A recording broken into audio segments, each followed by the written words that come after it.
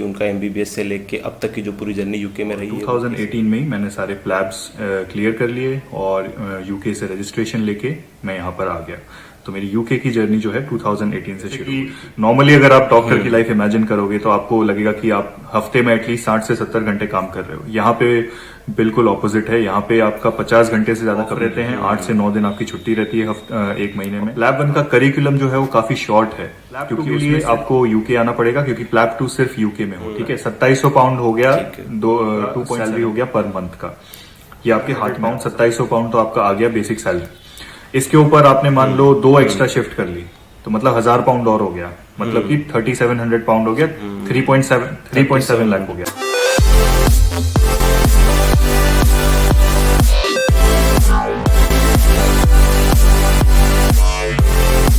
Hello guys, my name is doctor Deepak Anjana, currently doing internship at MJ medical college Indore. And आज की इस video में बात करने वाले हैं डॉक्टर शीतांशु से, जो अभी यूके में रेडियोलॉजी की ट्रेनिंग ले रहे हैं। तो आज के इस वीडियो में टोटल हम उनकी पूरी जर्नी को देखेंगे कि उनका एमबीबीएस से लेके अब तक की जो पूरी जर्नी यूके में रही है वो कैसी रही है। If you are not comfortable with Hindi then please check description for link of doctor Shitanshu Instagram channel and also YouTube channel, so you can found there English video links. So, Dr. Shitanshu, please introduce yourself. Hi everyone, मैं शितांशु कलानी हूँ and पहले तो काफ़ी thanks doctor दीपक को ये session organise करने के लिए। और जस्ट अ बिट इंट्रोडक्शन अपने बारे में। तो मैंने अपना एमबीबीएस नेपाल से किया है। 2011 बैच में ज्वाइन किया था मैंने एंड 2017 में फाइनल ईयर ख़त्म करके वहीं पे इंटर्नशिप कंप्लीट की मैंने। तो 2018 में मेरी इंटर्नशिप कंप्लीट हुई है। नेपाल का सिस्टम काफ़ी कुछ इंडिया जैसा है, तो वहाँ की इंटर्नशिप भी इंडिया जैसी ही है और मेरे लिए काफ़ी अच्छा था, क्योंकि वहाँ की इंटर्नशिप सीधा यूके में एक्सेप्ट हो गई थी। लेकिन मैंने फिर भी एफएमजी एग्ज़ाम दिया था 2017 में इंटर्नशिप के दौरान ही, क्योंकि मुझे इंडिया का रजिस्ट्रेशन भी चाहिए था। तो 2017 में मैंने इंटर्नशिप कंप्लीट की और तभी मैं सोच चुका था कि मुझे यूके आना है। तो साथ साथ ही मैंने इंग्लिश टेस्ट जो कि IELTS है उसकी तैयारी भी शुरू कर दी थी और वो मैंने अक्टूबर में देके अपना नेक्स्ट स्टेप जो था वो प्लैब को मैंने बुक कर लिया। और 2018 में ही मैंने सारे प्लैब्स क्लियर कर लिए और यूके से रजिस्ट्रेशन लेके मैं यहाँ पर आ गया। तो मेरी यूके की जर्नी जो है 2018 से शुरू हुई थी। हाँ, thank you so much doctor Sheetanshu आज हमारे साथ ज्वाइन करने के लिए भी, क्योंकि बहुत सारे लोगों को इन्फॉर्मेशन ही नहीं है कि मतलब कैसे एमबीबीएस के बाद कैसे बाहर जाना है या क्या करना है। मेनली मतलब यूके के बारे में सोच के तो लगता है कि हाँ यार बहुत अच्छी जगह है, बहुत स्कोप है डॉक्टर्स के लिए, बट जब एक प्रोसेस है पूरा इतना कॉम्प्लिकेटेड, वो मतलब जब एक सही गाइडेंस ना मिलने के कारण मतलब बहुत सारे लोग सोचते भी है पर वो पूरा एक प्रोसेस सुन के ही मतलब रुक जाते हैं वहाँ पे। तो मतलब आज हम यही कोशिश करें कि थोड़ा सा उसको थोड़ा सिंप्लीफाई हम कर सके और जितना लोग डिफ़िकल्ट उसको समझते हैं वो उनको थोड़ा इजी लगे उस चीज़ में। बिल्कुल बिल्कुल बिल्कुल। तो आपने जैसे स्टार्टिंग की, आपने कब सोचा था कि आपको यूके जाना है? मतलब कॉलेज डेज में या फिर इंटर्नशिप में, कब आपने सोचा था? तो मैं आई थिंक जब 3rd ईयर में था तब से मैंने सोच लिया था कि मुझे बाहर तो जाना ही है, मुझे इंडिया में अपनी पीजी नहीं करनी है। तो मैं उस टाइम पे ऑप्शंस देख रहा था, यूएस के, यूके, ऑस्ट्रेलिया, सब कुछ मैं देख रहा था और मैं देख रहा था कहाँ पे ज़्यादा अच्छा है, कहाँ पे कम अच्छा है। एंड आई थिंक फाइनली फिर मैंने फाइनल ईयर में डिसाइड कर लिया था कि मैं यूके ही जाऊँगा, क्योंकि सब सारे कंट्रीज़ को कंपेयर करके मैंने डिसाइड किया कि मेरे लिए यूके सबसे बेस्ट रहेगा। तो फाइनल ईयर में मैंने सोच लिया था और जैसा मैंने बताया कि फिर मैंने इंटर्नशिप से ही उस पाथ पे तैयारी करना शुरू कर दिया। तो पहले एफएमजी, देन यूके की सारी एग्जाम्स। तो ड्यूरिंग इंटर्नशिप मैंने फिर ये सब कंटिन्यू किया। तो मतलब आपका मेन रीज़न यूके के लिए क्या था? मतलब क्या एक ऐसी चीज़ जो मतलब आपको, मतलब बहुत सारे होते हैं पॉइंट के, मतलब उसके बेसिस पर हम डिसीजन करते हैं कुछ भी, तो आपको जो मेन जो पॉइंट लगे यूके जाने के लिए वो क्या लगे? मेरे लिए 2-3 पॉइंट्स मेन थे। पहला ये कि यहाँ पे जो वर्किंग एनवायरनमेंट है वो काफ़ी रिलैक्स्ड है, वर्किंग आवर्स जो हैं वो काफ़ी कम है कंपेयर टू कोई भी डेवलप्ड नेशन या फिर आप इंडिया से भी कंपेयर करें तो। और दूसरा रीज़न था कि यहाँ पे पीजी मिलना ज़्यादा इजी है बाकी कंट्रीज के कंपैरिजन में। थोड़ा लंबा होता है लेकिन उससे मुझे कोई फर्क नहीं पड़ता था, क्योंकि मेरे लिए ये था कि मुझे अपनी प्रिफर्ड ब्रांच मिल जाए। तीसरा ऑप्शन और तीसरा रीजन ये था कि यूके आने के बाद आप बहुत जगह ट्रैवल कर सकते हो। यूरोप से बहुत नजदीक है और बहुत ही सस्ती फ्लाइट्स भी चलती हैं, तो आप इजीली ट्रैवल कर सकते हो। और क्योंकि आपके पास टाइम भी काफी होगा तो आपके लिए ये ऑप्शन भी बहुत अच्छा है। अच्छा, तो मतलब मेन चीज़ ये है कि एटलीस्ट वर्क लाइफ बैलेंस जो है वो बहुत अच्छा है यूके में। बिल्कुल। मतलब जैसे इंडिया में हम देखते हैं और बाकी कंट्रीज में देखते हैं, मतलब डॉक्टर्स के पास बिल्कुल टाइम ही नहीं होता है, उनके पास सब कुछ होता है, बस टाइम नहीं होता हाँ, है। यहाँ पे बिल्कुल अलग है। यहाँ पे ऐसा नहीं है। जैसे कि नॉर्मली अगर आप डॉक्टर की लाइफ इमेजिन करोगे तो आपको लगेगा कि आप हफ्ते में एटलीस्ट 60 से 70 घंटे काम कर रहे हो। यहाँ पे बिल्कुल ऑपोजिट है। यहाँ पे आपका 50 घंटे से ज्यादा कभी नहीं होता। तो आप यूजुअली एवरेज आपका देखा जाएगा तो 45 टू 48 आवर्स होता है पर वीक। तो आपके पास काफी दिन ऑफ रहते हैं, 8 से 9 दिन आपकी छुट्टी रहती है एक महीने में। तो आपके पास काफी टाइम रहता है अपने लिए। ठीक है, तो डॉक्टर शीतांशु, आपका फैमिली बैकग्राउंड मतलब प्रॉपर इंडिया में कहाँ से है, और मतलब प्रॉपर फैमिली बैकग्राउंड भी आपका डॉक्टर्स वाला ही है या फिर घर में क्या मतलब तो मेरे फैमिली में मैं पहला डॉक्टर हूँ। आई डोंट थिंक सो मेरे से पहले कोई डॉक्टर बना है। मेरे सारे कजिन्स जो हैं वो इंजीनियर्स हैं। मेरी जो सगी बहन है वो लॉयर है, मतलब उसका लॉ स्कूल इस साल खत्म हो रहा है। मैं हूँ बेसिकली एंसेस्ट्रली मैं राजस्थानी हूँ, लेकिन born and brought up in Gujarat, and I think 2-3 generation से हम गुजरात में ही हैं। एंड जो मेरी मॉम है वो मथुरा उत्तर प्रदेश से हैं। तो काफी मल्टीकल्चरल एनवायरनमेंट है मेरे घर में, लेकिन घर में मैं हिंदी में बात करता हूँ। तो मतलब ये जो बाहर जाने का है वो एक गुजराती नेचर वाला ही है, मतलब जितने सारे गुजराती लोग बाहर ही जाने का सोचते हैं, तो ये वहीं से आया आइडिया। बिल्कुल आसपास देख के इन्फ्लुएंस तो होते ही हैं, लेकिन जैसा कि मैंने कहा कि मेरे अंदर जो जीन्स हैं राजस्थान के भी हैं, यूपी के भी हैं, वहां से कोई इतना बाहर नहीं जाता, लेकिन बिल्कुल गुजरात से काफी लोग बाहर जाते हैं। बिल्कुल बिल्कुल।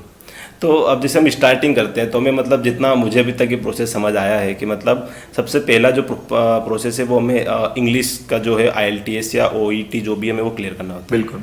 उसके बारे में एक ब्रीफ इन्फो अगर हमें दे सके, मतलब वो कितना डिफिकल्ट होता है और किससे हम इजीली उससे कर सकते हैं क्लियर। तो पहला स्टेप आपका जो है वो आपका इंग्लिश टेस्ट रहेगा। आप कोई भी रूट से यूके आए तो उसमें आपको OET या IELTS दोनों टेस्ट जो है वो एक्सेप्टेड हैं। उसमें जो जहां तक मैंने सुना है, मेरे टाइम पे मैंने सिर्फ IELTS दिया था क्योंकि हमारे टाइम पे OET एक्सेप्टेबल नहीं था, लेकिन पिछले 1-2 साल से OET एक्सेप्टेड है।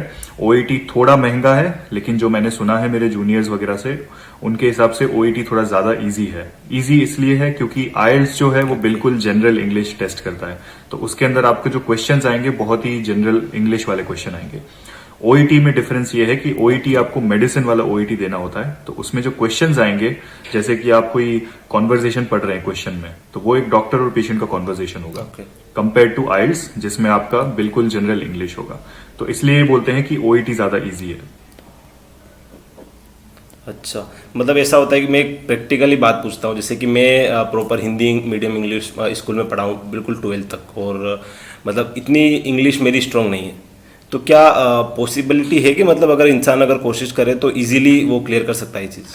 तो अगर आप हिंदी मीडियम में ही पढ़े हैं अभी तक तो थोड़ा डिफिकल्ट रहेगा आपको, क्योंकि डॉक्टर्स के लिए ये लोग इन्होंने जो बैंड रखे हैं OET और IELTS में वो थोड़े ज्यादा हैं कंपेयर टू इंजीनियर है किसी और को। लेकिन फिर भी आप, क्योंकि इंग्लिश काफी इंपॉर्टेंट है यूके आने के लिए, नॉट जस्ट एग्जाम के लिए, आगे जाके भी, क्योंकि आपका सारा कम्युनिकेशन इंग्लिश में होगा। जो आपकी अगली एग्जाम है उसमें एक प्रैक्टिकल एग्जाम है, उसमें भी आपकी इंग्लिश टेस्ट करेंगे। तो आप अगर चाहें तो अगर आप इस टाइम पे मेडिकल स्कूल में हैं या इवन आप खत्म भी हो गया हो, तो आप थोड़े अगर 3-4 महीने स्पेंड करें, इंग्लिश को अपनी टोन करें, थोड़ा पॉलिश करें, तो डेफिनेटली ये पॉसिबल है। कोई प्रॉब्लम नहीं होना चाहिए, क्योंकि यहाँ पे काफी लोग हर स्टेट से मैंने यहाँ पे लोगों को देखा है, और सिर्फ इंडिया ही नहीं और भी काफी कंट्री से लोग आते हैं जिनकी जो इंग्लिश मीडियम में नहीं पढ़े हैं, वो अपने लोकल लैंग्वेजेस में पढ़े हैं, एंड अल्टीमेटली वो प्रैक्टिस के साथ उनकी इंग्लिश अच्छी हो जाती है। मतलब वो इतना बड़ा इशू नहीं, मेरे हिसाब से नहीं है। जी जी जी। तो मतलब ये IELTS साल में कितनी बार होता है, मतलब 2 या 3 बार कुछ होता है? नहीं, IELTS और OET हर महीने होते हैं। ये आपको अभी क्योंकि कोविड चल रहा है तो थोड़ा डिलेज है, लेकिन अगर हम नॉन कोविड टाइम्स की बात करें तो ये हर महीने में 1-2 बार होते हैं ये। Okay okay okay. ओके, मतलब ये इतना वो नहीं है इजी। और IELTS देने के बाद फिर हम प्लेब 1 की ओर बढ़ सकते हैं, क्योंकि प्लेब 1 में IELTS मतलब IELTS या OET कंपलसरी है, पहले होना हाँ, चाहिए। तो आप कुछ भी जो यूके के जो पाथवे है उसमें आप कुछ भी करेंगे तो आपको स्टेप वाइज करना पड़ेगा।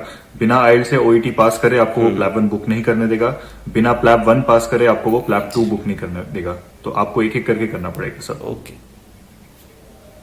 तो ये IELTS क्लियर करने के बाद हमारा जो भी मेडिकल वाला पाथवे वो स्टार्ट होता है? जी हाँ, तो फर्स्ट स्टेप आपका हमेशा इंग्लिश टेस्ट रहेगा। इंग्लिश टेस्ट, तो उसके बाद हमें मतलब कैसे अप्लाई करना है? मतलब जैसे प्लेब 1 का जब जैसे मतलब मैं एक बेसिक से बात करूँ, मतलब जैसे कि लोगों को बिल्कुल इन्फॉर्मेशन ही नहीं है कि मतलब ये क्या होता है क्या नहीं होता है, तो एक प्रॉपर इन्फॉर्मेशन की मतलब अगर हम प्लेब 1 देना है तो उसके बाद तो उसके लिए क्या मतलब स्टार्टिंग क्या होती है, मतलब कहाँ से स्टार्टिंग करना है? आपकी स्टार्टिंग रहेगी, आपका सबसे पहला स्टेप होगा आप IELTS या OET बुक करिए। आपको जितना भी आपके हिसाब से टाइम लगता है, आप 2-3 महीना लीजिए या 4 महीना लीजिए या 1 महीना लीजिए, डिपेंडिंग ऑन आपकी इंग्लिश कितनी अच्छी है। आप OET और IELTS से एक बार आप पास हो जाते हैं तो आपको तुरंत अपना नेक्स्ट स्टेप जो है वो प्लैब 1 बुक करना है। तो प्लैब 1 को अगर मैं सिंपल टर्म्स में समझाऊं, प्लैब जो एग्जाम है प्लैब 1 और प्लैब 2, ये एक तरह से यूके का FMG है। जैसे आप बाहर से इंडिया आते हैं तो आपको FMG देके इंडिया में रजिस्ट्रेशन लेना होता है। सिमिलरली अगर आपको यूके जाना है तो आपको प्लैब 1 और प्लैब 2 पास करना पड़ेगा यूके में रजिस्ट्रेशन लेने के लिए। तो बहुत ही सिंपल टर्म्स में इसको इक्विवेलेंट मान सकते हैं FMG का। तो आपके 3 स्टेप्स हैं। पहला आपको इंग्लिश टेस्ट पास करना है, फिर आपको प्लैब 1 पास करना है जो कि एक थियरी टेस्ट है। प्लैब 1 इंडिया में भी होता है, पूरी दुनिया में होता है, तो आप इंडिया में भी अपीयर कर सकते हैं। मैंने भी प्लैब 1 दिल्ली में दिया था। प्लैब 1 पास हो जाएंगे, जैसा मैंने कहा आपको पहले पास करना पड़ेगा तभी वो आपको अगला स्टेप बुक करने देंगे। तो प्लैब 1 पास होंगे तो प्लैब 2 आपको बुक करने का ऑप्शन आ जाएगा। प्लैब 2 सिर्फ यूके में होता है तो उसके लिए आपको यूके आना पड़ेगा। और फाइनली आप जब प्लैब 2 पास हो जाएंगे तो जैसे कि आप इंडिया में FMG पास करके रजिस्ट्रेशन के लिए अप्लाई करते हैं, वैसे ही प्लैब 2 पास करके आप यूके में जो जनरल मेडिकल काउंसिल है उसके लिए आप रजिस्ट्रेशन के लिए अप्लाई करेंगे।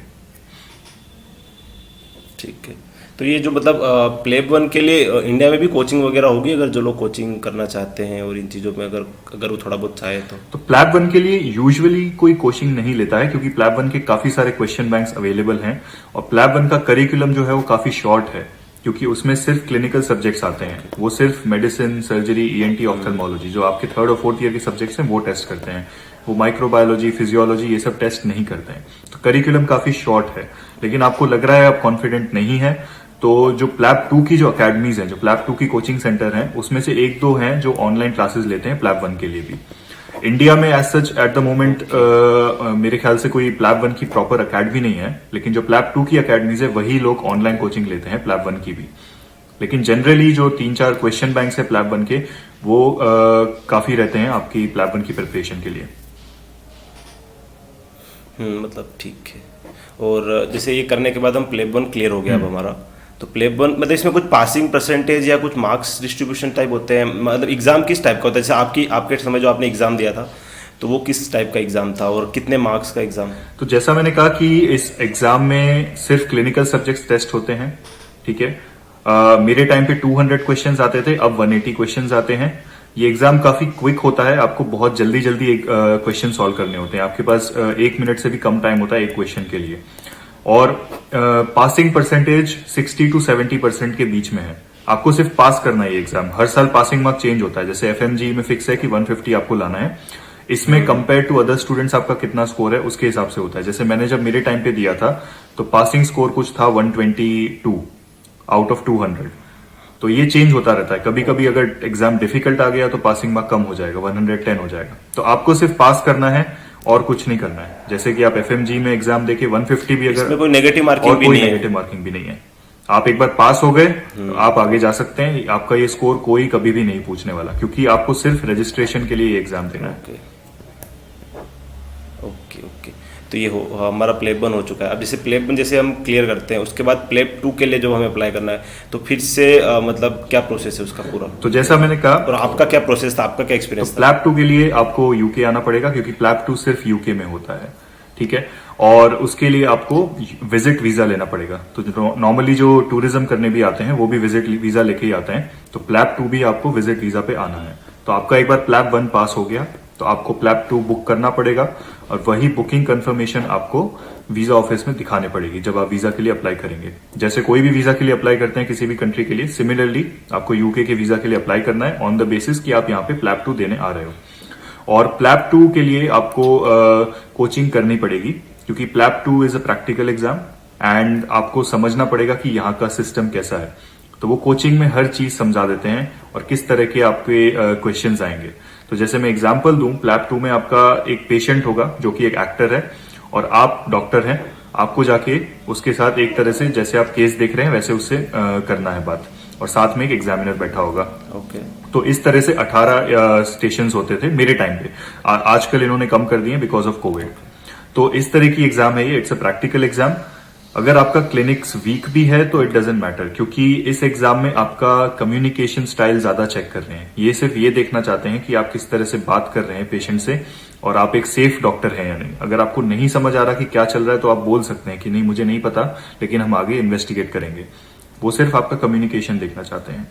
ठीक है। तो जैसा मैंने कहा, आपको प्लैब 2 के लिए कोचिंग लेने पड़ेगी और कोचिंग में वो सब कुछ सिखा देते हैं आपको। तो आइडियली आपको कोचिंग करने के 2 महीने बाद एग्जाम देनी चाहिए। तो जैसे अगर मान लो आप कोचिंग लेने आए, कोचिंग होती है 15 से 20 दिन की। उसके बाद आप अपना ग्रुप्स ढूंढ लीजिए, आप अपने दोस्तों के साथ या किसी के साथ भी आप प्रैक्टिस करना शुरू कर दीजिए। आप 2 महीना प्रैक्टिस कीजिए और उसके बाद आप एग्जाम दे दीजिए। तो आपको एग्जाम इसी तरह से बुक करनी चाहिए, क्योंकि जैसे ही आपका प्लैब 1 का रिजल्ट आएगा आपका प्लैब 2 का बुकिंग सेक्शन खुल जाएगा। तो आपको एक टाइमलाइन बनानी पड़ेगी कि मैं इस टाइम में इस मंथ में यूके जाऊंगा। जैसे कि मैं जून में यूके आया था और मैंने जुलाई एंड के लिए एग्जाम बुक करके रखी थी, तो मुझे पता था मुझे 1.5 महीना चाहिए प्रैक्टिस के लिए। तो इस तरह से आपको टाइमलाइन एक सेटअप करना पड़ेगा। और विजिट वीजा आपको बाय डिफॉल्ट 6 महीने का मिलता है। तो ये सारी चीजें एक साथ हो सकती है। Okay okay. तो मतलब वीजा वैसे अगर प्लैब 2 एग्जाम पर्पस से हो तो उसको इजीली मिल जाता होगा वीजा? हाँ, अनलेस कोई आपके प्रॉब्लम है उसमें, आपने कुछ बैंक अकाउंट में सही से कुछ दिखाया नहीं है तो प्रॉब्लम्स होती है। लेकिन अगर आपका एप्लीकेशन क्लियर है, कोई इश्यू नहीं है, तो इजीली मिल जाता है। इजीली मिल जाता है। तो ये तो रहा मतलब प्लैब 2 तक का जो सफर है। मतलब प्लैब 2 के लिए वहां पर मतलब जैसे बहुत सारी कंट्री से लोग आते होंगे, तो मतलब यूके में बहुत सारी कोचिंग और इन चीज़ों की और होती है। कोई अगर मतलब 1-2 कोई अच्छी अगर कोई हो कोचिंग वगैरह आपने कौन सी अटेंड करी थी? तो 4-5 अकेडमीज हैं एंड सबका पासिंग रेट सेम है। आपको सिर्फ ये चूज करना है आप किस सिटी में रहना चाहते हैं।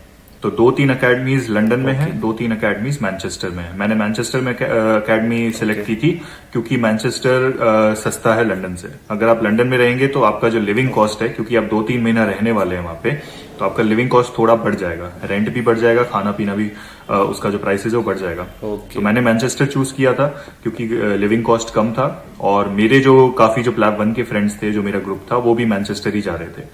लेकिन जैसा मैंने कहा, कोई फर्क नहीं पड़ता, आप कोई भी एकेडमी चूज करिए, सबका पासिंग रेट सेम। सब अपनी वेबसाइट पे लिखेंगे कि हमारा सबसे ज्यादा है, लेकिन ऐसा कुछ भी नहीं है। आप कोई भी एकेडमी चूज करें, आपको सिर्फ ये सिलेक्ट करना है कि आपको लंदन रहना है कि मैनचेस्टर रहना है। तो ये एग्जाम कहाँ पे होता है? दोनों जगह होता है या फिर सिर्फ मैनचेस्टर में होता है? तो एग्जाम आजकल दोनों जगह होता है, नॉट प्रॉपर लंदन। लंदन से थोड़ा बाहर होता है एग्जाम। जैसे कैम्ब्रिज एक शहर है, वहां पे होता है। तो कैम्ब्रिज इज लाइक 1-1.5 घंटा लंदन से। लेकिन मैनचेस्टर प्रॉपर मैनचेस्टर में होता है। मेरे टाइम पे सिर्फ मैनचेस्टर में एग्जाम होता था क्योंकि जो मेडिकल काउंसिल है उसका हेडक्वार्टर मैनचेस्टर में है, तो वो प्रॉपर मैनचेस्टर सिटी सेंटर में होता है। ठीक है, मतलब ये हो गया सारा यहाँ तक। मतलब तो ये प्लैब 2 तक हम पहुंच गए। मतलब प्लैब 2 के बाद जैसे अगर हम प्लैब 2 क्लियर करते हैं तो उसके बाद का प्रोसेस है मतलब जीएमसी में रजिस्ट्रेशन करना। बिल्कुल। तो आपका प्रोसेस आपका कैसा रहा? तो मेरा, जैसा मैंने कहा था कि मैंने नेपाल से इंटर्नशिप की थी, तो मेरी ऑलरेडी एक्सेप्टेड थी इंटर्नशिप इंडिया में भी और यूके में भी। तो बहुत स्ट्रेट फॉरवर्ड था। आपको अपना प्लैब 2 सर्टिफिकेट लेके जाना था और अपने आईडी वगैरह, जो पासपोर्ट वगैरह वो लेके जाने थे, और बस वो लोग वहां पे चेक करते हैं एंड आपको वो कुछ वहीं पे अप्रूव कर देते हैं और रजिस्ट्रेशन आपको वहीं के वहीं मिल जाता है। आजकल कोविड के चक्कर में ये प्रोसेस ऑनलाइन भी हो गया है, तो थोड़ा ज्यादा इजी रहता है। मेन चीज वो देखते हैं आपकी इंटर्नशिप, कि आपकी इंटर्नशिप वैलिड है या नहीं, क्योंकि उन्होंने अपने वेबसाइट पे दे रखा है कि किस तरह की इंटर्नशिप होनी चाहिए। एंड एक ब्रीफ मेंशन कर देता हूँ, इंटर्नशिप में वो बस ये चाहते हैं कि आपने 3 महीने सर्जरी और 3 महीने मेडिसिन में काम करा हो और आपकी 12 मंथ्स की पूरी इंटर्नशिप है। बस वो ये देखना चाहते हैं। अगर आप इंटर्नशिप सर्टिफिकेट देखेंगे तो हो सकता है जैसे मेरे सर्टिफिकेट में था कि मैंने 2 महीना मेडिसिन में किया था, 2 महीना सर्जरी में किया था, लेकिन आपने एनेस्थीसिया, ऑर्थोपीडिक्स, ऑप्थेल्मोलॉजी ये सब सर्जरी के अंदर इंक्लूड होगा। तो इस तरह अगर आप जोड़ेंगे तो 3 महीना हो ही जाएगा। तो हमारी इंटर्नशिप इसलिए वैलिड थी। तो बस वो इंटर्नशिप सर्टिफिकेट चेक करते हैं, उसको मैच करते हैं उनके क्राइटेरिया से। अगर वो मैच होती है तो वो रजिस्ट्रेशन दे देते हैं, क्योंकि आपकी एग्जाम्स ऑलरेडी क्लियर हो चुकी हैं। ठीक है। तो मतलब जैसे जो हमारा जो एक यहाँ का कैरिकुलम है इंटर्नशिप का इंडिया में और नेपाल में, और मतलब जो भी जहाँ पे अलाउड है, मतलब वो कैरिकुलम उसी के हिसाब से है कि आपका इंटर्नशिप वहाँ पे वैलिड हो अगर जाएगा आपने मतलब पूरे इंडिया में सब इंडिया में अगर आपने इंटर्नशिप की है तो वो जीएमसी के अकॉर्डिंग होगी, वो वैलिड है। होगी, वैलिड है वो चीज़ें। ठीक है, मतलब अब एक थोड़ा सा ब्रीफ में, मतलब हमने यहाँ तक की स्टेप फॉलो जो पूरा प्रोसेस देखा, मतलब ये स्टेप बाय स्टेप कितना एक्सपेंसेस आता है, मतलब IELTS का एक्सपेंसेस से लेके GMC तक का जो एक्सपेंसेस था। तो आपका total expense around 5 to 6 lakh Indian rupees हो जाएगा। और 5 to 6 लाख में आपका सारा एग्जाम का फीस हो गया, उसमें आपका रिटर्न फ्लाइट टिकट्स हो गया, उसमें आपका वीजा का फीस हो गया, और उसमें आपका यूके में आके रहने का फीस हो गया, और आपका कोचिंग का भी फीस हो गया, लैब 2 की कोचिंग का फीस। तो टोटल मिला के 5 to 6 लाख रुपीज हो जाता है।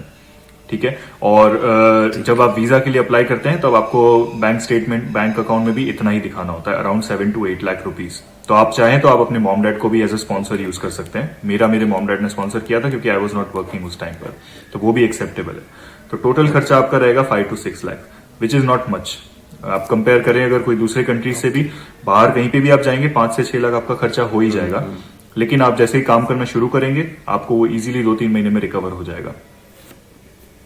मतलब ये इतना ज़्यादा एक्सपेंसिव नहीं है।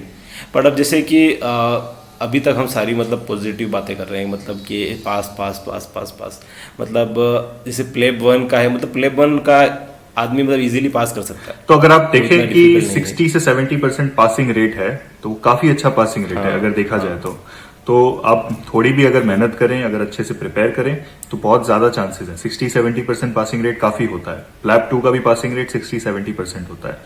और क्योंकि ये क्वालिफाइंग एग्जाम है, जैसा मैंने कहा ये रजिस्ट्रेशन एग्जाम है, इसके बाद आपको रजिस्ट्रेशन मिलेगा, तो इसलिए वो इस एग्जाम को ज्यादा टफ रख नहीं सकते, क्योंकि वो चाहते हैं कि ज्यादा से ज्यादा डॉक्टर्स पास हो और रजिस्टर हो जाए। तो मतलब जो प्लेब 2 में अगर फेल हो जाता है तो फिर उसको 3 महीने बाद वापस से एग्जाम, तो वो फिर पर्सनल चॉइस है। अगर आपको लगता है कि आप 1 महीने में वापस थोड़ा प्रिपेयर करके दे सकते हैं। सबसे मेन प्रॉब्लम है डेट मिलना, क्योंकि अगर आप फेल होते हैं तो डेट मिलना इज अ बिग प्रॉब्लम, क्योंकि आपको हो सकता है नेक्स्ट 1-2 महीने की डेट ना मिले, तो आपको 3-4 महीने बाद की डेट मिले। तो अगर डेट मिल जाती है तो आप फटाफट आप अपनी प्रिपरेशन चालू रखें, क्योंकि आपने प्रिपेयर तो किया ही था, हो सकता है कुछ गलती की हो एग्जाम में इसलिए आप फेल हुए हो। लेकिन ऑब्वियस है कि 30 से 40% लोग फेल होते भी हैं, तो वो लोग वापस देंगे एग्जाम। तो कोई भी एग्जाम की तरह कि अगर आप फेल हो रहे हैं तो आपको वो एग्जाम वापस देने पड़ेगी। ठीक है। मतलब ये जो था हमारा यहाँ तक का पूरा प्लेब 2 तक, मतलब प्लेब 2 जब आप क्लियर कर लेते हैं तो उसके बाद का हमें मतलब जैसे GMC रजिस्ट्रेशन हमने करवा लिया, अब एक तो वहाँ का जो पूरा यूके का जो एक पूरा सिस्टम है NHS का, वो एक बहुत ज़्यादा कॉम्प्लिकेटेड है। तो हम मतलब उसमें सिर्फ एक बेसिक चीज़ों के बारे में देखेंगे। मतलब हमारा मेन मकसद है कि जो MBBS के बाद जाने वाले लोग हैं, तो जैसा कि मैंने आपके भी वीडियोस में देखा, और मतलब कि वहाँ का जो इंटर्नशिप कल्चर है, वहाँ पे 2 साल की इंटर्नशिप होती है, और जो इंडिया से लोग जाते हैं उनको वहाँ पर सेकेंड ईयर में एडमिशन होता है, मतलब जो भी उसको बोलते हैं जो प्रोसेस FY1 और FY2 में जो होता है। तो बहुत अगर बेसिक में मैं बात करूँ तो जैसा कि तो यहाँ पे जैसे कोई जो ब्रिटिश स्टूडेंट है तो उनके लिए एक तरह से 2 साल की इंटर्नशिप होती है। पहला ईयर उनको FY1 बोलते हैं, दूसरा ईयर FY2 बोलते हैं। और हम जो इंटर्नशिप इंडिया में करते हैं वो FY1 की जैसे हो गई, तो इसलिए जब हम यूके आते हैं तो हम सेकेंड ईयर इंटर्नशिप है उस लेवल पे हम ज्वाइन करते हैं। हम इंटर्नशिप ज्वाइन नहीं कर रहे, लेकिन हम उस लेवल पे ज्वाइन कर रहे हैं। तो बहुत सिंपल टर्म्स में अगर मैं एक्सप्लेन करूं कि जैसे अगर आपने FMG क्लियर कर लिया और आपकी इंटर्नशिप कंप्लीट हो चुकी है इंडिया में, और सिर्फ इंडियन स्टूडेंट की बात करते हैं, कोई इंडियन स्टूडेंट है, उसने अपना MBBS पास कर लिया है और लेट से उसे नीट PG में नहीं मिला रैंक, तो वो एज अ JR काम कर रहा है कोई हॉस्पिटल में, एज अ जूनियर रेसिडेंट या एज अ मेडिकल ऑफिसर। तो उसी लेवल पे हम यूके में काम करेंगे। जैसे ही हमारा प्लैब एग्जाम क्लियर हो जाएगा, हम रजिस्ट्रेशन हो जाएगा, तो हम यूके में जो हमारा पहला जॉब होगा वो as a junior resident, as a medical officer होगा इंडिया जैसा। ओके, उसको FY2 और उसका जो लेवल होगा वो FY2 लेवल पे हम काम करेंगे। जी, ओके। मतलब एक ये था थोड़ा इसमें वो एक क्वेश्चन की मतलब जीएमसी रजिस्ट्रेशन के बाद हमको वर्क वीजा पे आना पड़ेगा, तो उसके लिए हमें वापस इंडिया जाना पड़ेगा? तो फर्स्ट वर्क वीजा जो आपका है वो आपको इंडिया से इश्यू होगा।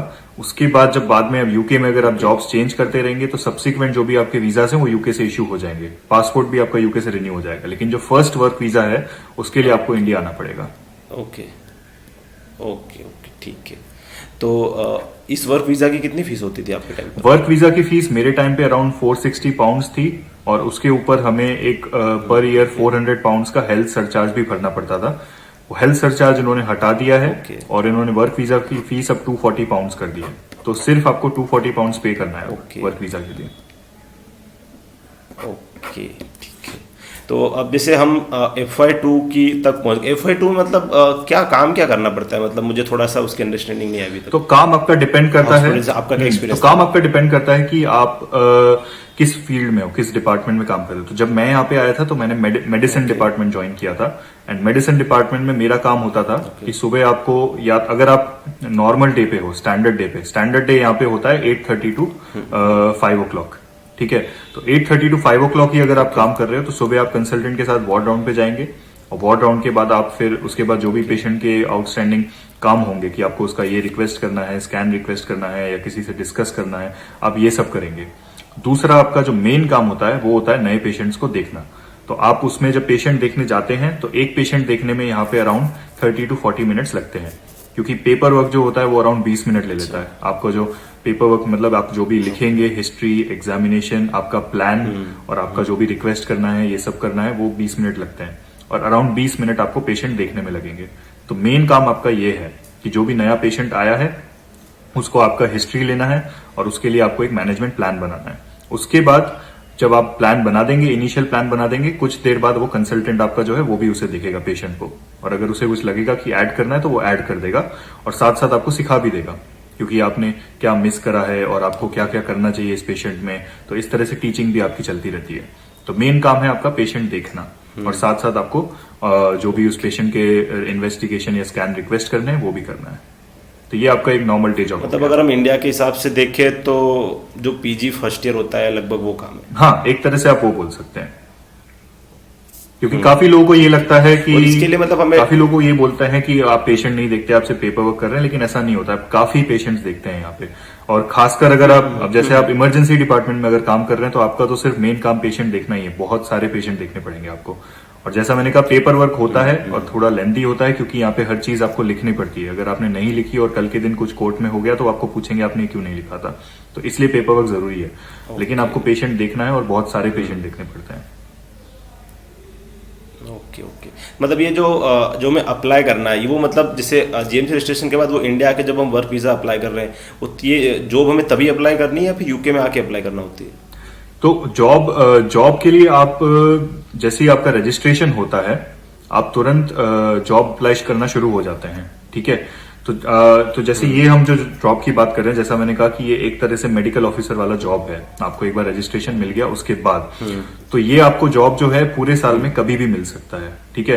तो इसके लिए एक वेबसाइट है, यहाँ पे जो हॉस्पिटल होते हैं उन्हें एनएचएस बोलते हैं, एनएचएस हॉस्पिटल्स हैं, उनकी खुद की वेबसाइट है, और उस वेबसाइट पे सारे जॉब्स एडवर्टाइज होते हैं। तो आपको वो जॉब पे क्लिक करना है, ऑनलाइन फॉर्म भरना है, और फिर आपको वेट करना है। तो आपको अराउंड 100 से 150 जॉब्स के लिए अप्लाई करना पड़ेगा। तो आपको 10-15 इंटरव्यू कॉल्स आएंगे। तो इंटरव्यू मोस्टली ऑनलाइन होते हैं, स्काइप या जूम पे, और इंटरव्यू छोटा सा होता है, 15-20 मिनट का इंटरव्यू होता है, एंड फाइनली फिर वो लोग जिसका सबसे अच्छा स्कोर होता है इंटरव्यू में उसे जॉब ऑफर कर देते हैं। ओके, और फिर जो ऑफर के बेसिस पे फिर हमें वर्क वीजा, हाँ, और फिर जिस हॉस्पिटल में आपको जॉब मिला है वो आपको स्पॉन्सर करेगा आपके वर्क वीजा के लिए। ओके, तो ये जो पूरा था सिस्टम, हाँ। ठीक है। अब यहाँ तक मुझे पूरा समझ आ गया सिस्टम पूरा। अब जैसे कि ये हमने FY2 और FY2 हम जब एक साल पूरा काम कर रहे हैं, अब वहाँ पे जो सिस्टम है, एक तो जीपी वाला और जो एक क्लिनिकल ट्रेनिंग वाला, जो एक स्पेशलिटी ट्रेनिंग वाला, core training and speciality training, जिसको हम ST1, ST2 और CT1 और 3 लेवल तक, उसका एक थोड़ा सा ब्रीफ इंट्रोडक्शन। तो कॉम्प्लेक्स यहाँ का स्ट्रक्चर इतना कॉम्प्लेक्स इसलिए है क्योंकि यहाँ पे कोई सेंट्रल एग्जाम नहीं है। जैसे इंडिया में एक नीट पीजी एग्जाम है, उसके रैंक पे आपको डिफरेंट ब्रांचेस मिल जाती है।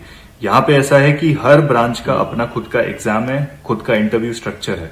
तो आपको मान लो अगर 4 ब्रांच के लिए अप्लाई करना है, आपको डिसाइड करना है आपको क्या करना है, आपको मेडिसिन भी करना है, आपको रेडियोलॉजी भी करना है, आपको पीडियाट्रिक्स भी करना है, तो आपको 3 इंटरव्यू देने पड़ेंगे। कोई एक सेंट्रल एग्जाम नहीं है, इसलिए इतना कॉम्प्लिकेटेड है सिस्टम। लेकिन सबसे पहले मैं थोड़ा सा एक हेल्थ केयर सिस्टम के बारे में बता देता हूं, तो उससे ये समझ आ जाएगा कि जीपीज क्या करते हैं। तो जीपी जो है यहाँ पे दो चीजें होती हैं, एक हो गया आपका हॉस्पिटल और एक हो गया आपका कम्युनिटी में एक जीपी प्रैक्टिस। एक तरह से वो छोटा सा क्लिनिक है, मतलब छोटा बोलने की बात है, बड़े क्लिनिक्स भी होते हैं।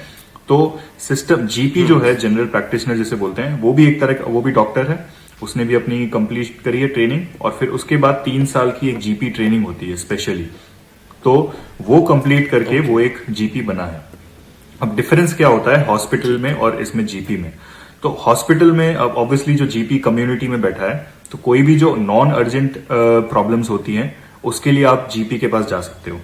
तो जैसे कि मान लो आपको नॉर्मल, मैं हर जगह ये एग्जांपल देता हूं कि या मान लो आपको कुछ आंखों में प्रॉब्लम हो रही है या कानों में प्रॉब्लम हो रही है, लेकिन वो इमरजेंसी नहीं है, तो आप जीपी से मिल सकते हैं, उसका अपॉइंटमेंट ले सकते हैं। अगर उसे लगता है कि वो सॉल्व कर सकता है इस प्रॉब्लम को, तो वो आपको वहीं पे देख के और आपको कुछ प्रिस्क्राइब कर देगा और आपको घर भेज देगा।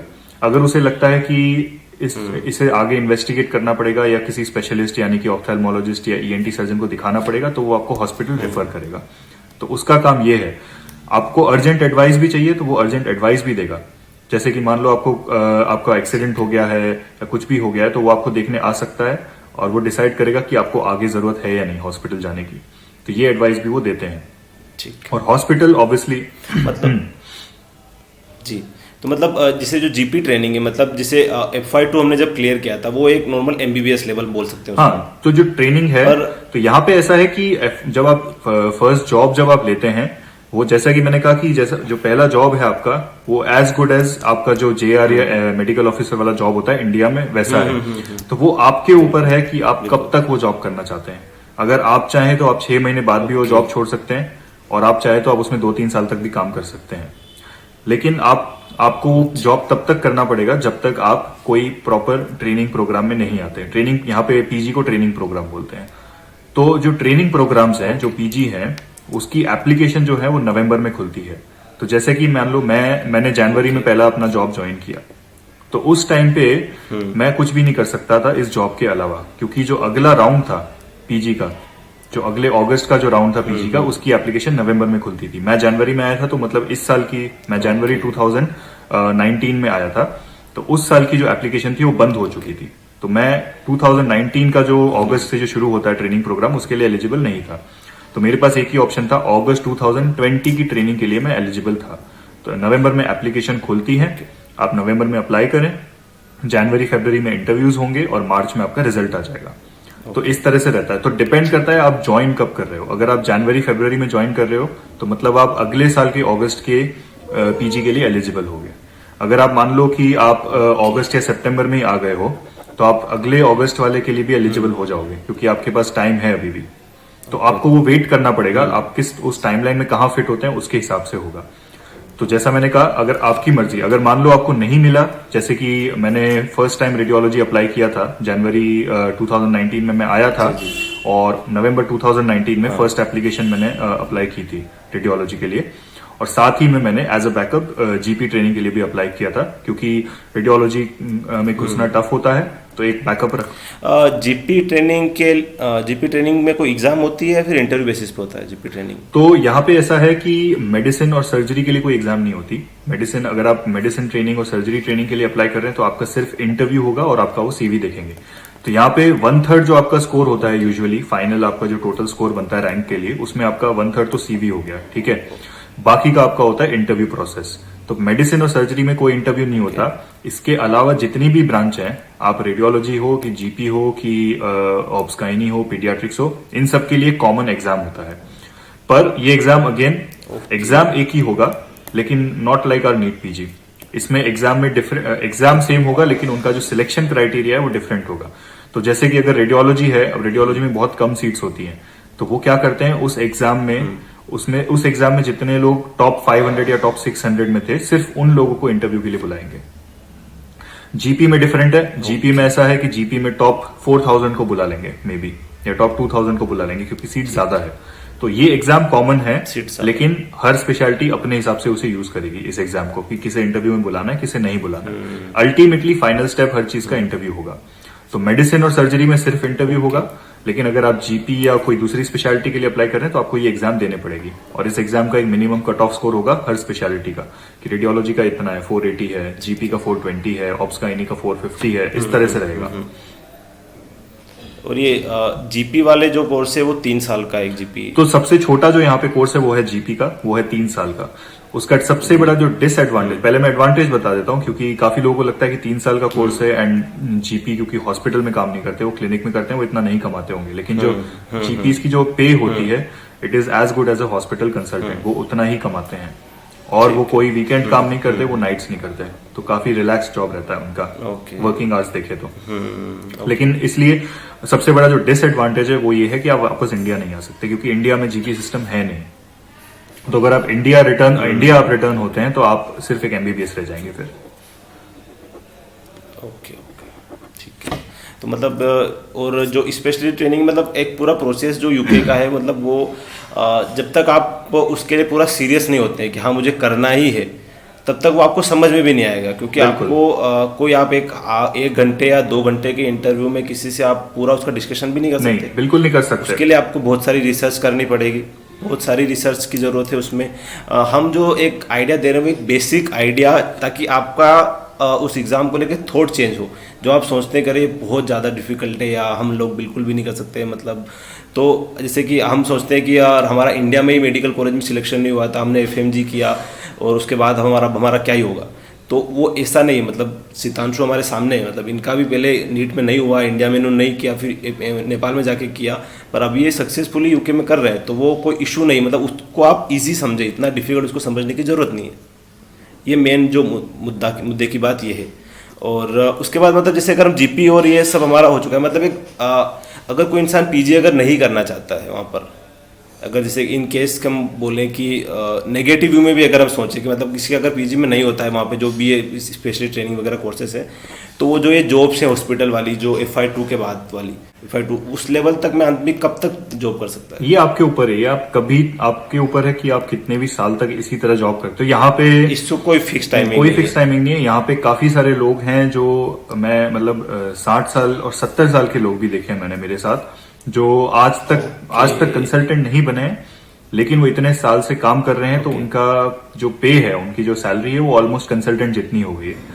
तो काफी लोग जानबूझ के कंसल्टेंट नहीं भी बनते, क्योंकि उनको सैलरी उतनी ही मिल रही है और कंसल्टेंट की रिस्पॉन्सिबिलिटी भी नहीं मिल रही है। तो काफी लोग करते हैं ये चीज। लेकिन अगर आप ट्रेनिंग में जाना चाहते हैं तो आपको कभी ना कभी मिल जाएगी। अगर मैं आपको सिंपल एग्जाम्पल दूं, क्योंकि मैं खुद रेडियोलॉजी शुरू करने वाला हूं अभी अगस्त में, तो सिर्फ रेडियोलॉजी की बात करता हूं, क्योंकि इंडिया में आज के दिन one of the most competitive field है और यहाँ पे भी काफी कम्पिटिटिव है। लेकिन अगर मैं कंपटीशन की बात करूं तो यहाँ पे मैं आपको सिंपल बता देता हूं कि कितने लोग थे यहाँ पे जो रेडियोलॉजी में अप्लाई कर रहे थे, और आप खुद इमेजिन कर सकते हैं कंपटीशन रेशियो क्या था। तो मैंने जब इस बार एग्जाम दी है रेडियोलॉजी में, जब मैंने एप्लीकेशन अप्लाई किया है, तो टोटल 1670 लोग थे, 1670। ठीक है, इतने एप्लीकेंट्स थे, इतने लोगों ने अप्लाई किया, सिर्फ फॉर्म भरा कि हमें रेडियोलॉजी करना है। टोटल जो सीट्स थी वो थी 350, 350 सीट्स थी। तो अराउंड 1700 एप्लीकेंट्स और 350 सीट, मतलब एक सीट के लिए 4 लोग। अगर आप कंपेयर करें इस रेशियो को, कंपटीशन रेशियो को किसी भी कंट्री के साथ, इतना कम रेशियो कहीं नहीं होगा। इंडिया में आप इमेजिन कर सकते हैं अराउंड 1.5 लाख से ज्यादा लोग नीट पीजी दे रहे हैं, और अगर आपको रेडियोलॉजी गवर्नमेंट सीट चाहिए तो आपको टॉप 1000 में रैंक, मतलब 3 डिजिट रैंक चाहिए होगा आपको। ठीक है, तो इंडिया का कंपटीशन रेशियो आप डायरेक्टली कंपेयर कर लीजिए। सिर्फ एक पोस्ट के लिए सिर्फ 4 लोग यहाँ पे अप्लाई कर रहे हैं। तो मुझे पहली बार में नहीं मिला, लेकिन दूसरी बार में आराम से मिल गया। तो अगर आप प्रिपेयर करें अच्छे से तो इजीली मिल जाएगा। तो ये तो सिर्फ रेडियोलॉजी की बात हुई। बाकी जो ट्रेनिंग है, जैसे मेडिसिन ट्रेनिंग की अगर बात करते हैं, मेडिसिन ट्रेनिंग में अराउंड 1500 सीट्स थी और अप्लाई करने वाले थे अराउंड 3000, मतलब एक पोस्ट के लिए 2 लोग। तो अगर आप इमेजिन करें, खुद अगर आप मैथ्स करें अभी, तो आप देख सकते हैं कि कितना कम है कंपटीशन रेशियो। तो ये मैंने बहुत पहले इसलिए स्टार्टिंग में कहा था कि यहाँ पे पीजी मिलना काफी इजी है compare to any other country. काफी इजी है यहाँ पे, मतलब ऑब्वियसली आप जो compete कर रहे होंगे जिन लोगों से, वो भी आपकी तरह मेहनत करके यहाँ तक आए हैं। तो वो भी आगे मेहनत करेंगे तो आपका कंपटीशन उन लोगों लेवल से, थोड़ा सा हाई रहेगा, हाँ, बट नंबर में कम, नंबर ऑफ पीपल बहुत कम रहे, Chances चांसेस ज्यादा आपके ज्यादा रहेंगे।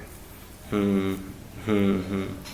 तो ठीक है, मतलब जितना ये पूरा प्रोसेस हमारा यहाँ तक का, तो मतलब एक पढ़ाई से रिलेटेड प्रोसेस तो यहाँ तक का हमारा था ही।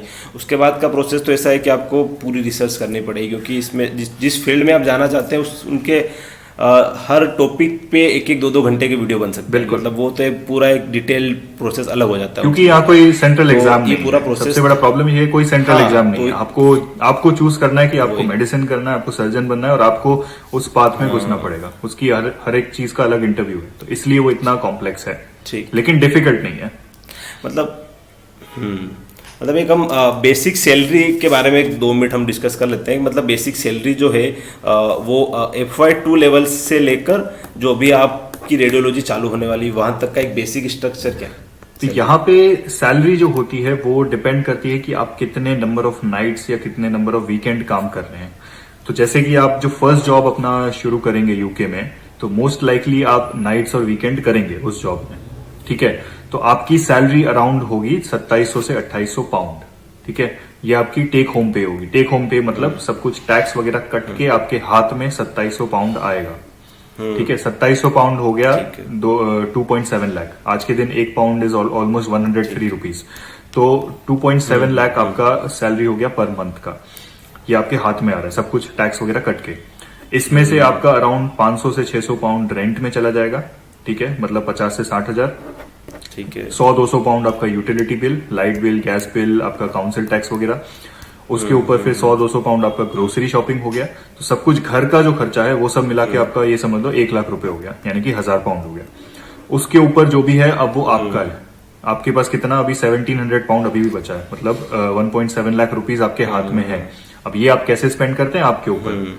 और ये सैलरी जो है ये आपको हफ्ते में 48 आवर्स काम करने की सैलरी है ऑन एवरेज।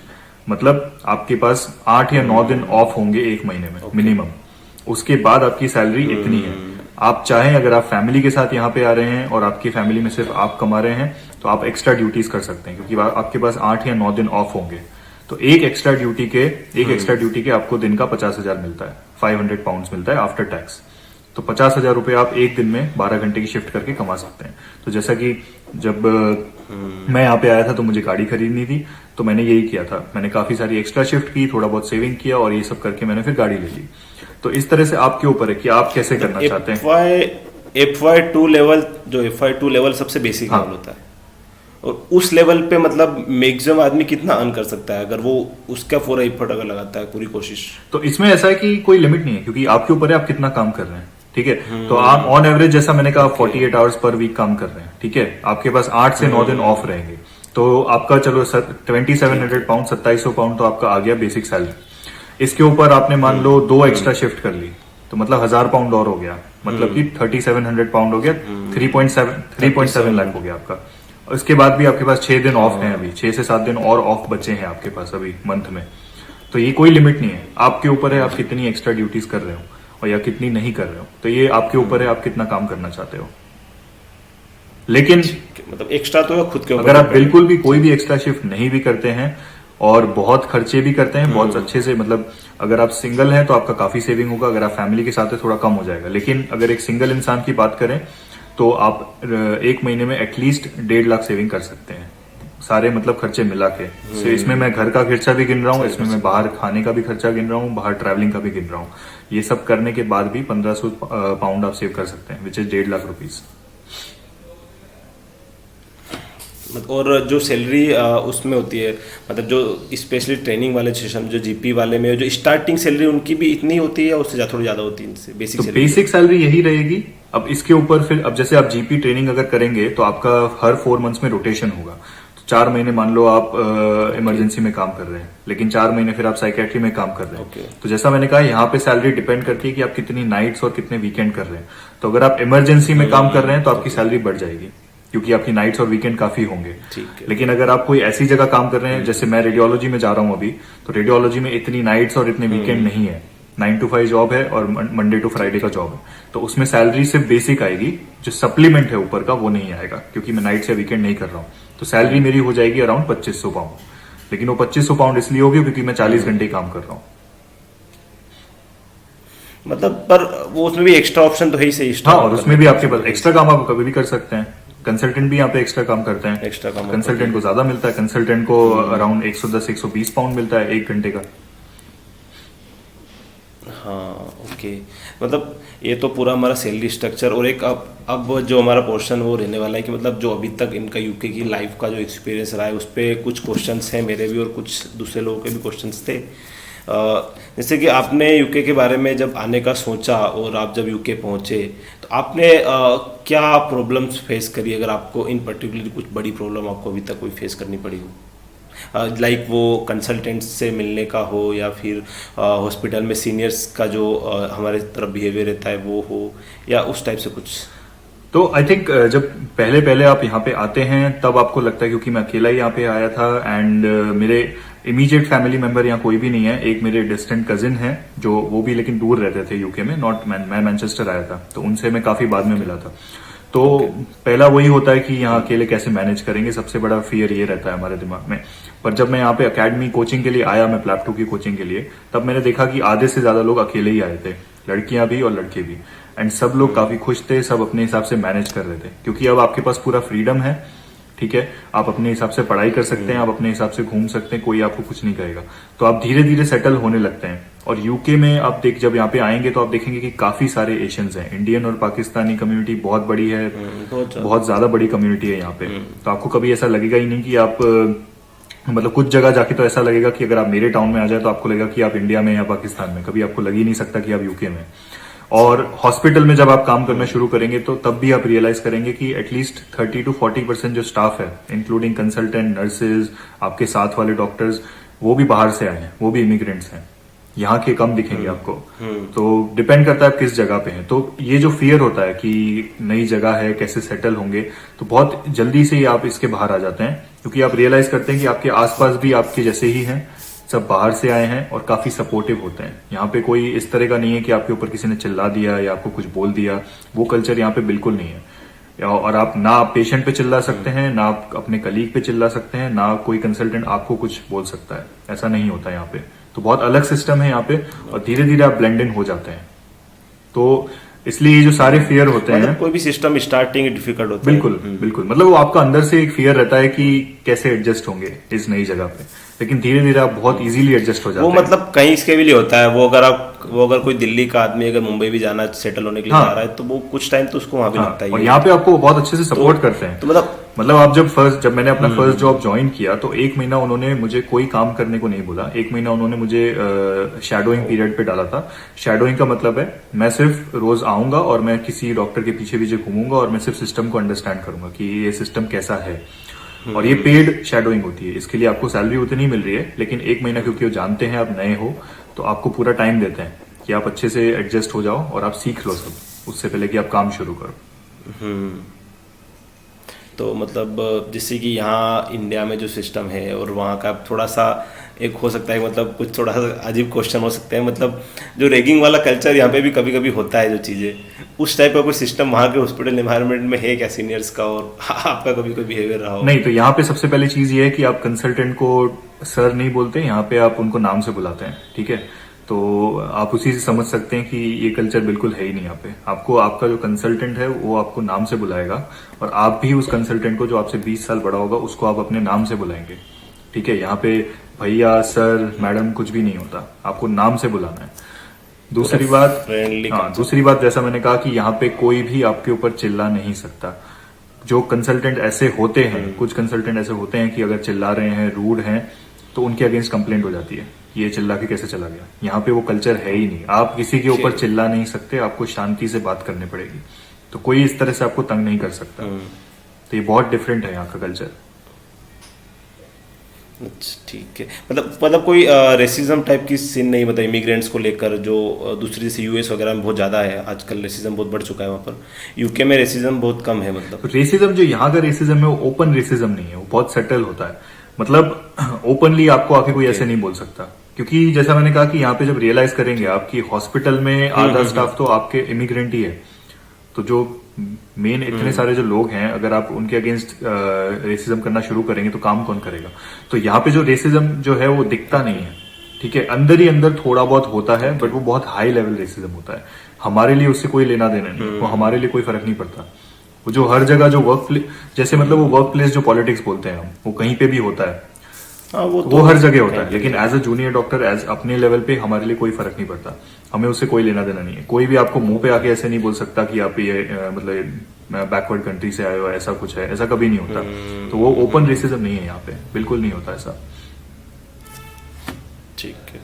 और मतलब जैसे कि इंडिया में जो भले डॉक्टर्स की सैलरी वगैरह बहुत यहाँ पे कम हो, पर एक जो रिस्पेक्ट हम बोल सकते हैं इंडिया में, मतलब एक कुछ केस होते हैं जिनमें डॉक्टर्स को लोग मार रहे हैं, कर रहे हैं, बट आप अब कुछ मतलब वो बहुत कम एक होता है, मतलब 5-10% आप बोल सकते हो, बट मैक्सिमम जो एक रिस्पेक्ट होता है डॉक्टर्स के लिए, वो यूके में है, या मतलब जब यूके की जो नॉर्मल पब्लिक है या जो बाहर की पब्लिक है, उनका डॉक्टर्स के प्रति बिहेवियर कैसा होता है? नहीं, यहाँ पे काफी रिस्पेक्टेबल प्रोफेशन है। यहाँ पे मोस्ट ऑफ जो पेशेंट्स आते हैं वो काफी रिस्पेक्ट देते हैं। और यहाँ के मतलब क्योंकि यहाँ का जो ब्रिटिश कल्चर जो बोलते हैं वो मतलब एक तरह से काफी वो पोलाइट होते हैं, ठीक है। जो वो बात, भले वो आप पीठ पीछे आपके कुछ भी आप गालियां दे रहे होंगे, लेकिन जब आपसे बात करेंगे तो काफी पोलाइट होके बात करेंगे।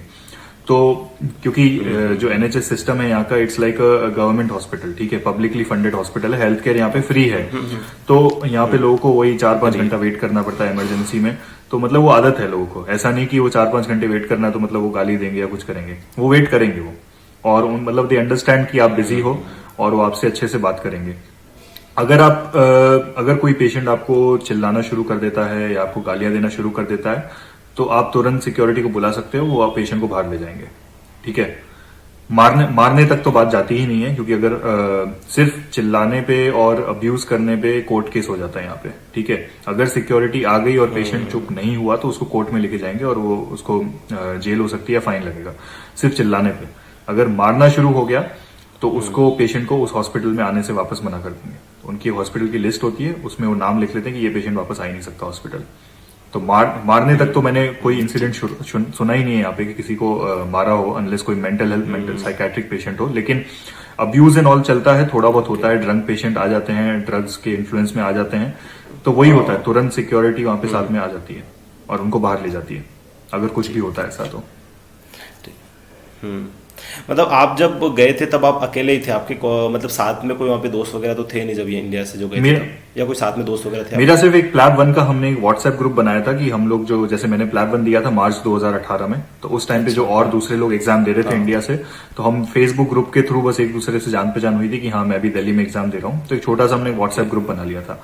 अब हमारा ये कोई प्लान नहीं था कि हम आगे जाके मिलेंगे नहीं मिलेंगे, लेकिन फॉर्चुनेटली हम लोग फिर यहाँ पे आके मिल गए, क्योंकि वो काफी अच्छे फ्रेंड्स बन गए। तो हमने वही व्हाट्सएप पे सब शुरू कर दिया कि हम 3 लोग यहाँ इस अकेडमी जा रहे हैं, हम 3 लोग यहाँ जा रहे हैं। तो हमने प्लान बना लिया कि ठीक है जब भी यहाँ पे आएंगे मिलेंगे। लेकिन एज सच पहले से कोई फ्रेंड नहीं था, क्योंकि मेरे बैच में से सिर्फ 2 लोग और मेरे अलावा यूके आए हैं, बाकी सब लोग या तो इंडिया रुके हैं और 1-2 लोग यूएस चले गए। तो पहले से कोई ऐसा फ्रेंड नहीं था जो मुझे जिसे मैं जानता हूँ जो यूके आया हो मेरे साथ में। सब यहीं आके बनाए मेरे फ्रेंड्स। तो मतलब ऐसा होता है, मतलब कभी आप जब से गए हो वहाँ पे, मतलब होता है कि किसी भी नए प्रोसेस में हम जाते हैं तो वो स्टार्टिंग में तो डिफिकल्ट होता ही है, तो कभी आपको लगा हो कि यार गलत डिसीजन हो गया यार, मतलब कभी कभी ऐसी फीलिंग तो आई जाती है इंसान को स्टार्टिंग जब होता है, तब उस समय आपका मतलब आपने उन चीज़ों को कैसे हैंडल किया? तो आई थिंक ये वाली फीलिंग सिर्फ स्टार्टिंग का जब 1 महीना जब मैंने काम ज्वाइन किया था तब मुझे आई थी, not when I came for PLAB 2। जब प्लैब 2 के लिए आया था तब तो बहुत अच्छा मेरा ग्रुप था, जैसा मैंने कहा व्हाट्सएप वाले फ्रेंड्स थे मेरे, वो सब मिल गए थे। लेकिन जब मैंने नया जॉब शुरू किया और जो स्टार्टिंग का 1 महीना था, मेन 2 रीजन थे उस टाइम पे, क्योंकि मैंने ज्वाइन किया था जनवरी में, जो पीक विंटर का टाइम था यहाँ पे। तो इधर यूके में जनवरी में वेदर बहुत ही खराब रहता है, लाइक 4 बजे अंधेरा हो जाता है और सुबह मतलब धूप निकलती ही नहीं है, पूरा दिन क्लाउडी रहता है। तो वैसे ही एक तो डिप्रेसिंग वेदर था और दूसरी बार नई जगह थी, तो उस टाइम पे मैं ढूंढ रहा था कि और कौन मतलब इमिग्रेंट्स हैं जिनके साथ मैं दोस्ती कर सकूं। तो 15-20 दिन मुझे स्टार्टिंग में बस थोड़ा लोनली लगा था।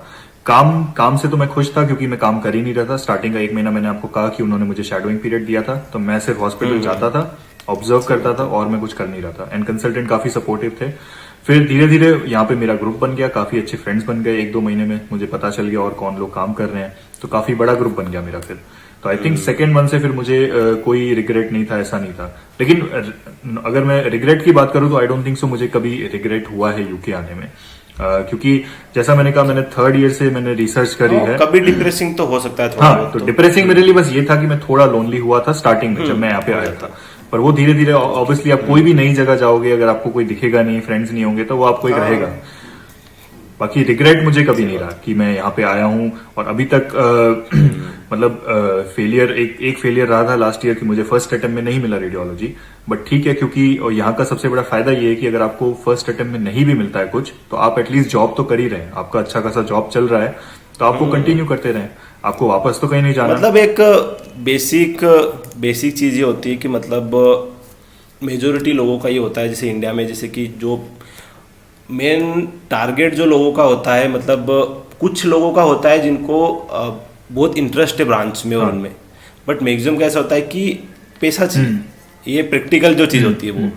बट जब यूके में वो उसका भी बेसिक पे वही है और जो FI2 वाले का बेसिक पे वही है, तो इवन अगर फेलियर होता भी है तो वो उस लेवल तक का फेलियर उसको वो डिप्रेसिंग फेस नहीं जा पाता। क्योंकि यहाँ पे तो जैसे इंडिया में देखते हैं हम, पूरा छोड़ छाड़ के बैठना पड़ता है, जॉब भी छोड़ दी, सब कुछ छोड़ दिया और ऐसे करके प्रिपरेशन करना पड़ती है। तो इसलिए यहाँ का डिप्रेशन फेस तो एक देखा ही हमने बहुत बार कि मतलब जैसे कि FMG में लोग नहीं क्लियर होते तो सुसाइड कर लेते हैं, नीट PG में इवन एम्स से जो लोग MBBS कंप्लीट किए हैं वो तक ने सुसाइड किया। बिल्कुल बिल्कुल। यहाँ से कुछ साल पहले कुछ एम्स के किसी टॉपर ने सुसाइड किया था, जो उसकी आई थिंक टॉप 5 में रैंक थी नीट में।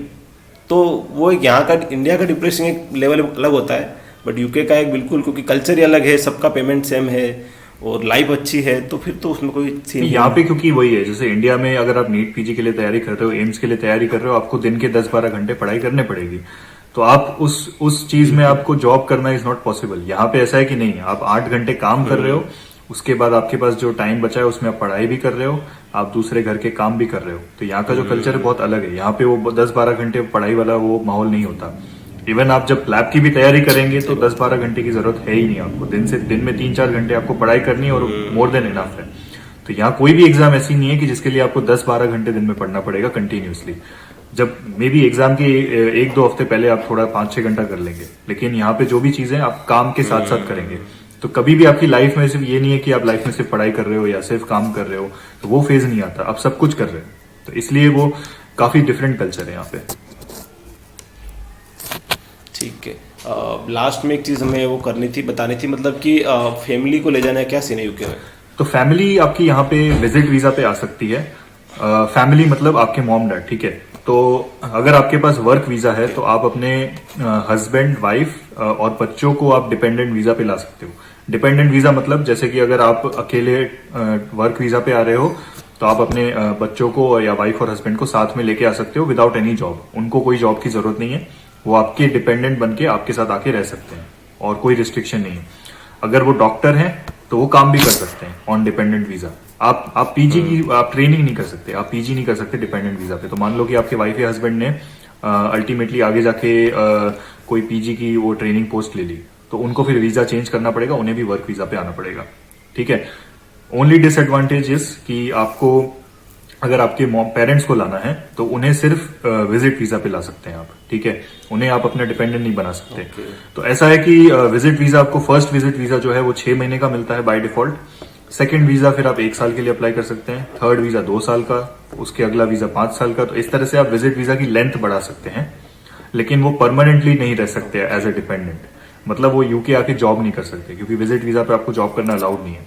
तो वो सिर्फ विजिट करने आ सकते हैं आपको, लेकिन नंबर ऑफ इयर्स आप बढ़वा सकते हैं वीजा पे। तो वीजा इजीली मिल जाता है, क्योंकि हम मतलब आ तो सकते हैं, कोई दिक्कत नहीं, आने में कोई दिक्कत नहीं, साथ में रह तो सकते हैं, जितना चाहे रह सकते हैं। उनके पास जब तक का वीजा है वो तब तक आपके साथ रह सकते हैं।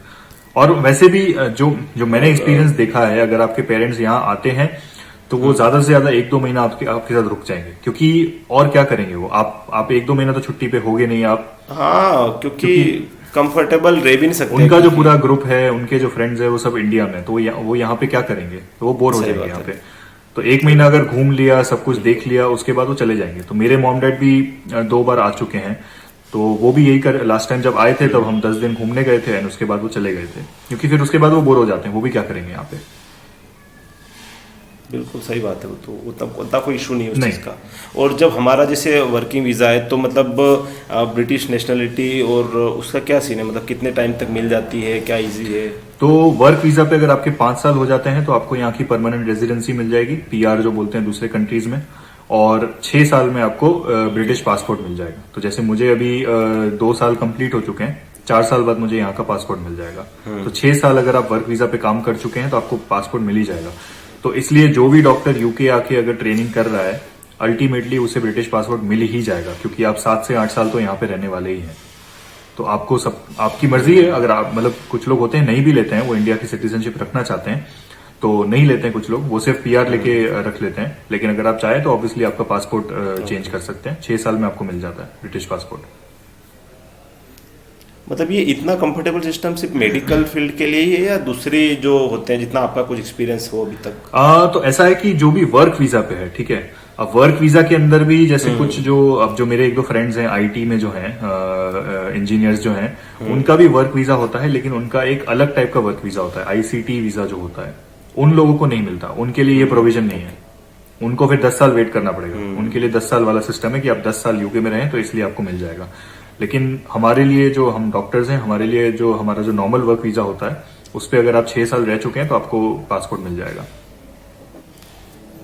मतलब ये थोड़ा मेडिकल फील्ड के लिए थोड़ा हाँ, सा हमारे लिए benefit बेनिफिशियल है, उन डेफिनेटली चीज़ों है। का। तो ये एक बहुत बड़ा लंबा चौड़ा टॉपिक है, हमने एक उसको बस एक समराइज किया है। तो लास्ट में सितांशु आप कुछ बोलना चाहते हैं जो एक लास्ट आपका एक थोड़ा सा, मैं 2 लाइन चाहूंगा कि मतलब आप थोड़ा सा लोगों को मोटिवेट कर सकते हैं कि मतलब जो डर रहे हैं जाने के लिए बाहर, उनके लिए बस एक लास्ट।